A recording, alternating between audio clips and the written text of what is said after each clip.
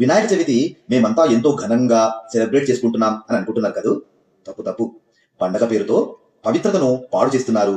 పవిత్రమైనటువంటి మీ సంస్కృతిని నాశనం చేస్తున్నారు తెలుసా? మీకు ముఖ్యమైన విషయం చెప్పనా?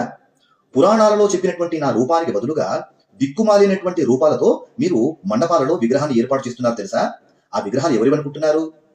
అచ్చం నాలాగే ఉండేటువంటి వికృతమైనటువంటి రూపం కలిగినటువంటి వాడు గజాసురుడు అనేటువంటి రాక్షసుడు ఉన్నాడు. Eega Ganapati, spider man Ganapati, cricket ఆడే గణపతి, బాహుబలి గణపతి, గబ్బర్ సింగ్ గణపతి, సిక్స్ ప్యాక్ గణపతి అంటూ మీరు ఈ 9 రోజులు మండపంలో పెట్టి పూజిస్తున్నారు చూసారా? ఆ పూజలన్నీ కూడా నాకు కాదు చెందేది, ఆ గజాసురునికి మాత్రమే. వికృతమైనటువంటి రూపంతో ఉండేటువంటి వాడు గజాసురుడు.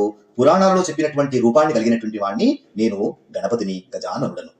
ఇంకో ముఖ్యమైన విషయం చెప్పనా?